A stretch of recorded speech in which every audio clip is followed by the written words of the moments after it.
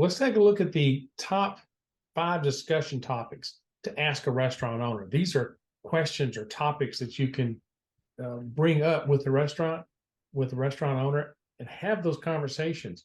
And if you listen closely, they'll actually tell you how to sell them the system. If they get to this point and are curious enough to sit down with you, they probably want to buy something. And you listen to them, they'll tell you what you want to hear. They'll tell you what to do in order to sell them. There really should be a conversation and not an inquisition. You should have a casual conversation, but have a purpose behind each one of your questions. It should be brief, no longer than 30 minutes. And while you're there, watch and observe. Look at how the flow of the restaurant is. Look at the order taking process. Look at the prep in the kitchen. Take a look at what's going on around to see and be observant for things that you might be able to improve upon, because you really should be a consultant, and you're going to consult, educate, and guide them toward the better solution for their operation. The goal of this is to look for 5 cost justification points. These are going to be points that you'll bring up later during the presentation to help justify the system. That is, help them understand how a new system, a more modern system, is going to actually pay for itself. You're going to uncover pain points. You'll get to where, when you look at the existing system, you're going to go, hey, I know the things that are hurting him on this system, because all these systems have deficiencies and they are causing problems. And you can uncover those pain points if you know the right questions to ask. You would certainly want to raise doubt in their current system. If you know that system is 4 and 5 years old, you can assume that it's breaking down now. It's not going to be as reliable as it once was. Write these answers down. Get used to writing them down. Get the customer used to you writing on paper. That way, when it comes time to start signing the agreement, they're used to the concept of signatures and writing on paper. And then the last thing you want to do is set up the next meeting. I generally do not recommend that you do the survey and the conversation you're having and the presentation during the same meeting. The reason being is that they have a finite amount of time they can put into this. You don't want to take up a whole hour. You'll lose their focus. They won't keep their focus for the entire time. So I recommend you do one meeting to have the conversation, and then a separate meeting later on to do the presentation. So let's get into the 5 topics. What do they like about their current system?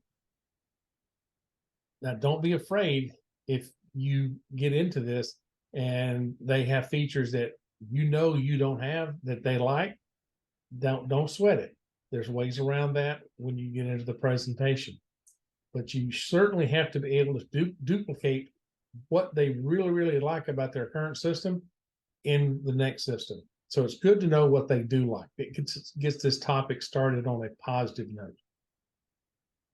And what would you improve about your current system? This is where the opportunities start to really bubble up to the top. You start looking at what do they want to improve. Well, this is probably why they're looking, is that they have some things that they currently do not like about their system that they want to change. So just get ready for a dump. They may back up the dump truck and pull the handle, and you hope they do. Write all their answers down. Get ready for a good dump here. Help increase the pain by asking for clarification. And I know this may sound like a little cruel, but if they have a pain point that is hurting them, maybe ask them to clarify that or expand upon it or explain how that is a pain point, so that you really, really, really can drive that home how uncomfortable their current system is. You're going to uncover the hard cost of the current system. A hard cost is different. There's hard and soft.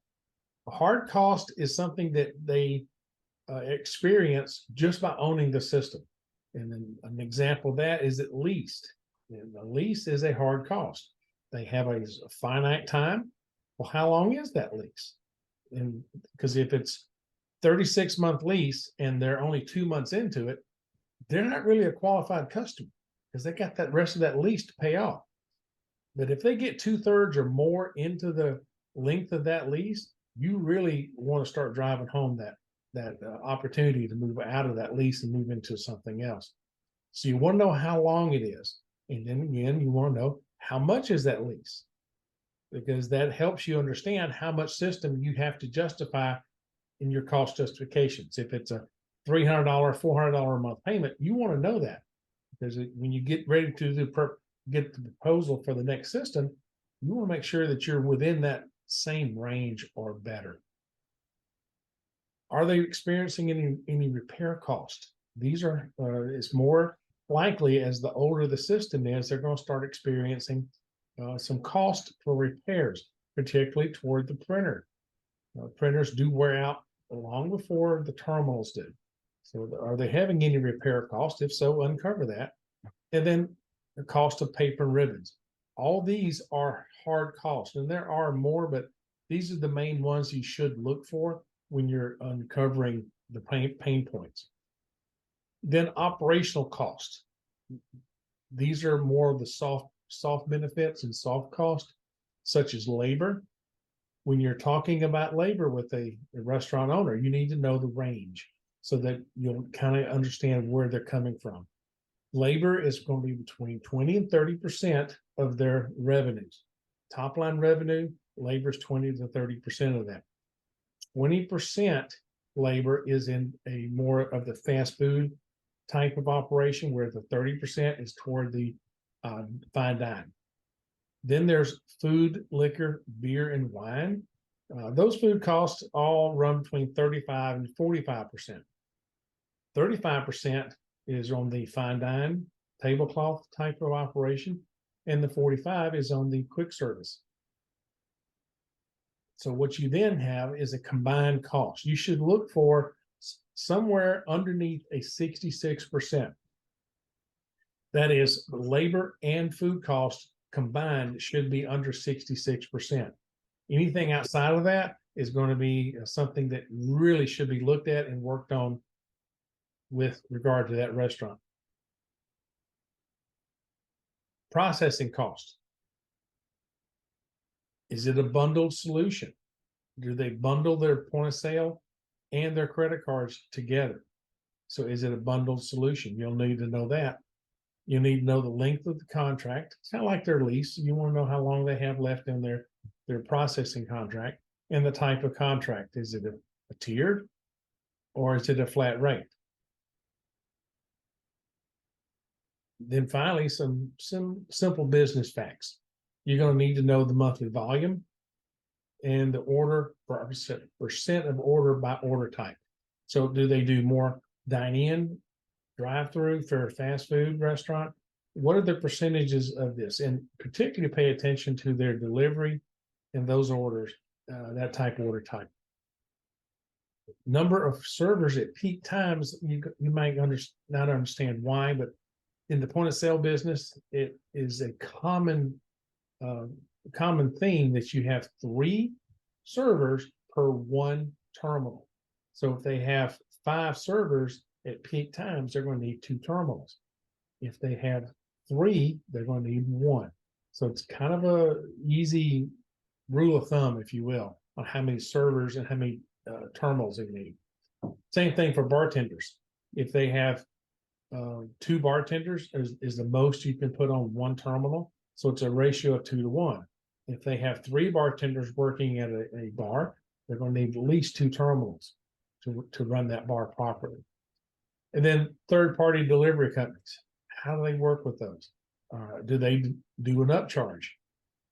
In every restaurant that has these third-party companies that do delivery, those guys charge. They charge up to 30% more for the food. So they'll take out whatever they tack on to the restaurant is up to 30% more than the restaurant's charging. So do they upcharge at the restaurant level? Do they take a $10 meal and make it a $13 meal? And then if that's the case, at $13, does the delivery company charge on top of that? So that's very common, and that's something that you need to ask about. Online ordering, and is there a cost? If they're currently using online ordering, it is not uncommon that it would be anywhere from $100 to $150 or more per month just for the online ordering platform. And remember, ours is included at no charge. Contactless ordering and payments. This is huge. This is, as you know, in the credit card business, this contactless payments is a big deal. And we offer those as a solution in our system. And then gift cards and loyalty. The gift card and loyalty program that comes with the Aldelo Express is included at no charge, and it is a multiple store program. So multiple store gift card and multiple store loyalty. Find out what they're doing right now. You're going to want to know their labor schedule, how they doing it, and how many employees. Even if they have 4 or 5 employees, they can still use the labor scheduling module in the Aldelo Express to cost justify the system. It's really simple to do, and we'll teach you how to do that. So how are they doing it? Is it electronic or is it manual? And then ask the question, is it possible for someone to clock their friend in? This is called buddy punching. That is, if you have a buddy that's going to be running late, buddy might punch that other person in, even though they're not there. We have ways to hinder this, stop this completely. So ask, is it possible that somebody might clock in their friend if their friend's running late? Just put that seed of doubt in their mind. You want to know their food cost, and you want to know how often inventory is taken. Generally speaking, in a fast food restaurant, they inventory their proteins daily. That's meats and cheeses daily, and everything else weekly. In a fine dine restaurant, they'll do the proteins weekly and everything else monthly. So find out how often they're taking inventory to see if they fall within that gap. And then how often how are the shortages determined? Is it based upon previous count plus receipts minus what is left? Is that what they're balancing to? That's not as good as balancing to the actual sales, which is beginning count plus receipts minus sales, then minus what's left. That gives you the over and short. That's a much more accurate way of doing the food cost. Are they doing it with a software program? Or are they doing it with manual calculations? I'm actually listing the people who use Excel and those spreadsheets. That's more along the manual method. I'm looking for people, are they doing it with a true inventory software module that does recipes and ingredient level inventory? If anything other than that, I would consider that a manual calculation. And remember, our inventory module is included. Some bonus facts here. We have number of cashiers at peak times. That's cashiers versus servers. Cashiers, if they have 3 cashiers, they need 3 terminals. How are coupons balanced? Just simply asking this question. Do they do coupons? And if so, how do they balance them? And you might get a blank stare because most restaurants truly don't balance their coupons like they should. They should take their coupons and treat them as cash, and they generally don't. So that's a real opening for theft. How are money drops handled? Money drop would be out of the cash drawer, take the money out, record the drop, and then put it in a bag in the safe. That's a money drop. And how are they handled? Generally, you don't want a lot of cash in the counter registers, which makes it an easy theft to have that somebody reach across and grab that money. How are cashiers balanced? That is it a blind balance? Is it balancing just using the till to just count it over and short? Are they doing a blind balance, which is letting the cashier just simply count how much money is in the terminal in the cash till, and then let the system tell them if they're over or short? That's called blind balancing, and we do that. If it's a drive-through, are they single or double? We handle both, but it's good to know which way they go. And then how many prep areas in the kitchen? Generally, a prep area would be a fry area, a grill. You might have a salad or dessert. Each one of those prep areas might need a printer or a kitchen display. So find out how many prep areas in the kitchen and how maybe you can increase the flow of food by having these prep areas have their own device, their own printer or their KDS. If they're doing delivery, is it a self-dispatch or did they use a dispatcher? That is an employee who then manages all the drivers and the food.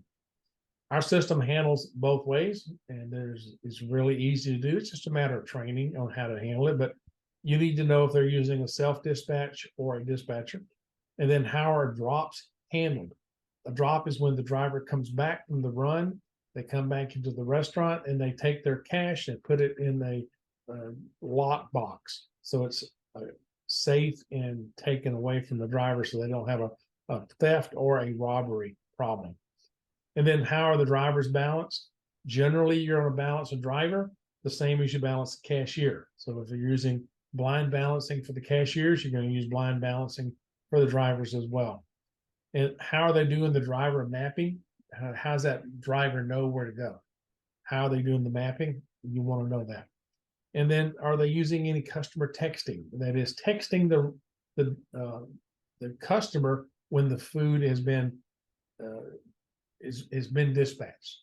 They'll get a text message saying the food has left the restaurant and it's on its way. And please let us know if you have any questions. We are here to help. You want to make sure that you get the basic information that you need to be comfortable presenting this or discussing this with a restaurant owner.